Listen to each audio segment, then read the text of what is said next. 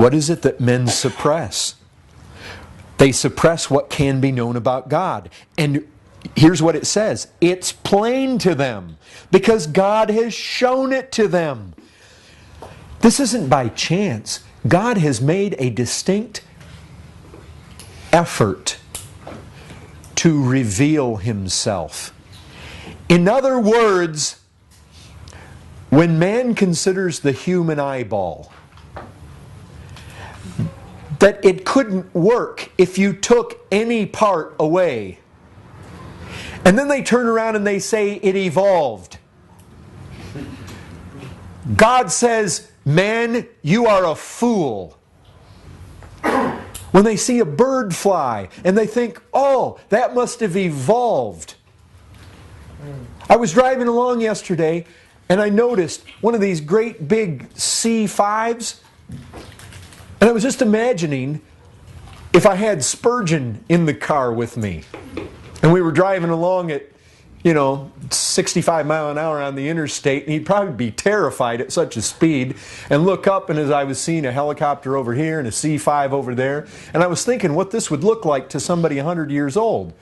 And can you imagine if we all of a sudden resurrected Spurgeon and I said, well, yeah, that C5 up there, that thing just evolved.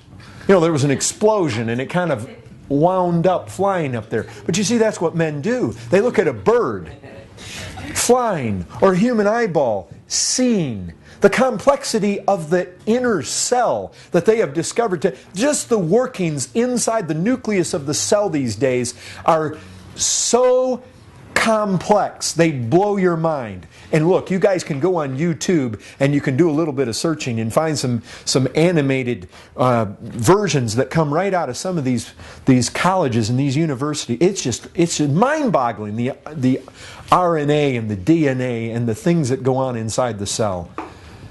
If any of you have seen this Expelled movie with Ben Stein that's out now, he asked one of these guys that if the cell was a Cadillac in Darwin's day, in other words, if man understood it to have the complexity of a Cadillac, what do we now understand it to be?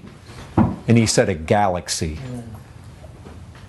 That's how complex it is.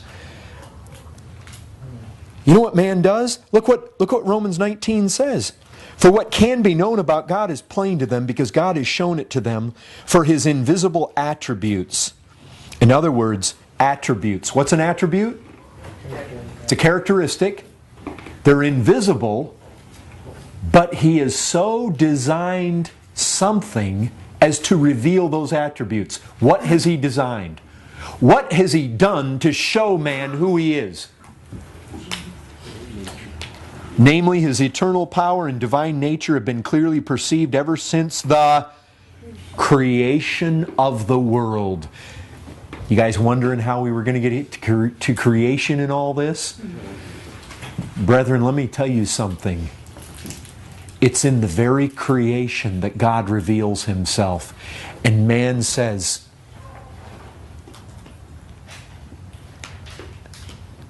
can you believe it? The men and the women that are in the medical fields, that are in the universities, they have IQs that run circles around me. But what does he say here? Claiming to be wise, they become fools. Have you guys seen that Ben Stein thing? Here are these, these guys are so intellectual and and then Stein asked them, how did it all begin? Well, they're just stumbling all over the word. I think maybe on the back of crystals. I think aliens. Yeah, that's it. It's like, this is unbelievable. These guys are so sophisticated, they're so intellectual, they're so knowledgeable, they have IQs that go through the roof, and then when it comes down to how did it start? Mr. Atheist himself, Richard Dawkins, you guys know the guy? He looks like an absolute idiot. an absolute idiot when Stein asked him, how did it all start? You know what he realizes?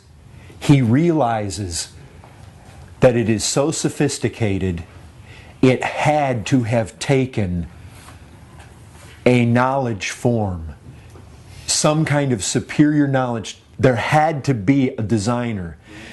And you know what he does? He surmises that it came from another planet. Unbelievable. You want to get the guys just all stuttering and just, there it is, folks. And it's like, and you know what? He said to him, what if you get to the end and you find out there is a God? You know what he said?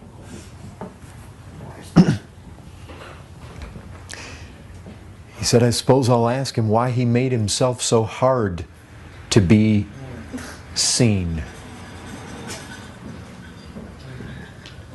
That's it.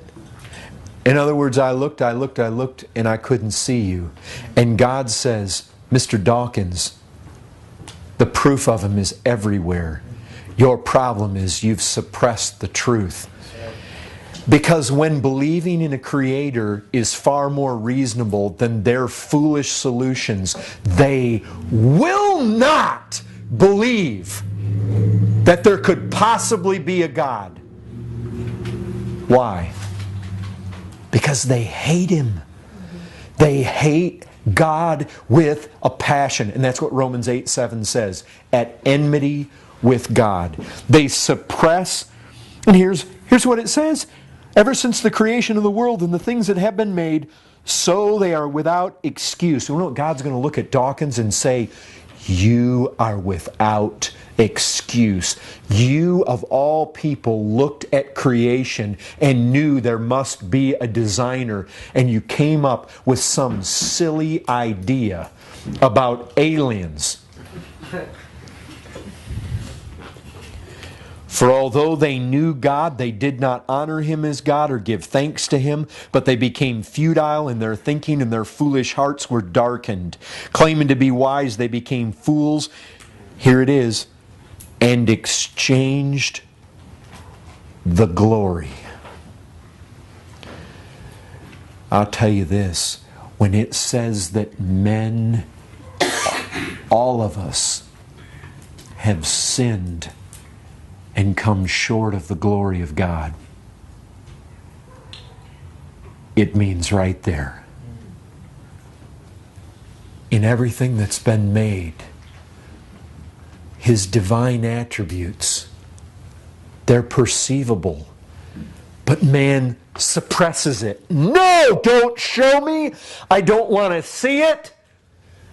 He suppresses it. And He exchanges the glory. That is man's crime. You say, what's the worst sin we can think of? You know what humanistic, man-centered American men and women are going to tell us? If you were to go up and down this street right now and take a survey, tell us what you think is the greatest crime. Murder. You know why they say murder? Because their whole life is centered around themselves. In their estimation, they are big and God is small. And so in their estimation, man is big and God is small. And so in their estimation, the greatest crime is the crime against man. But what Paul says is, hold on a second. When I want to define sin, I don't even talk about crimes against man. When I talk about sin and the fact that all men have sinned, he says, I want you to see the heart of the matter is the glory of God. Men have exchanged the glory. You want to talk about creation? I'll tell you what, the Bible is replete. I cannot even tell you, I haven't counted them, the number of times that our Bibles tell us that God is the one who made the heavens and the earth. Over and over and over and over again, the Bible comes back to us with that reality. In Romans 1:25, it says they exchanged the truth about God for a lie. In Romans 1:28, it says, since they did not see fit to acknowledge God. Sin is about belittling God. Not trusting Him, not wanting Him. Not having Him at the center of our lives.